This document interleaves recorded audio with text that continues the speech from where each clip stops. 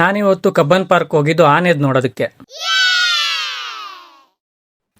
ಹಾಗೆ ಹುಲಿದು ಕೂಡ ಇತ್ತು. ನಾನಿದೆಲ್ಲ ಫಸ್ಟ್ ಟೈಮ್ ನೋಡ್ತಾ ಇರೋದು. ಅದ್ ಬಿಟ್ರೆ ನಮ್ಮ ಕರ್ನಾಟಕ ಮ್ಯಾಪ್ ಸೂಪರ್ ಆಗಿ ಕಾಣಿಸ್ತಾ ಇತ್ತು. ನಾವು 30 ರೂಪಾಯಿ ಕೊಟ್ಟು ಹೋಗಿದ್ದಕ್ಕೆ ವರ್ತ್ ಇಲ್ಲ ಅಂತ ಅನಿಸ್ತು. ಯಾಕೆಂದ್ರೆ GKVK ಕೃಷಿ ಮೇಳದಲ್ಲಿ ಏನ್ ಹಾಕಿದ್ರು ಹೂವಿನ ಮೇಳ ಅಂತ ಅದೇ same to same as it is ಇದೆ ಎಲ್ಲಾ ಕಡೆನೂ. ಹೊಸದಾಗಂತೂ ಏನು ಕಾಣಿಸ್ಲಿಲ್ಲ.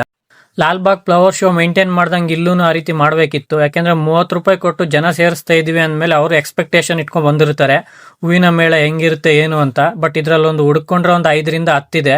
ಅದ್ ಬಿಟ್ರೆ ಬೇರೆ ಇನ್ನೇನು ಇಲ್ಲ, ಎಲ್ಲಾನು ನಾರ್ಮಲ್ ಇದಾವೆ.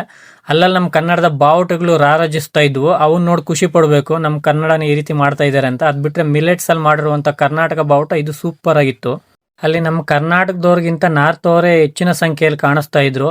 ಅವ್ರಿಗೊಂದು ಅರಿವಾಗ್ಬೋದು ಈ ರೀತಿ ಕನ್ನಡದ ಬಾವುಟಗಳು ಚಿತ್ರಗಳು ಹಾಕಿರೋದೆಲ್ಲಾನು ನೋಡಿ.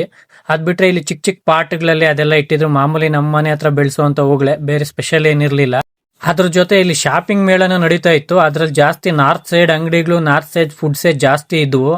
ಇವತ್ತಿಗೆ ಇಷ್ಟ ಆಯ್ತು. ನೆಕ್ಸ್ಟ್ ವಿಡಿಯೋಲಿ ಸಿಗೋಣ. ಬಾಯ್.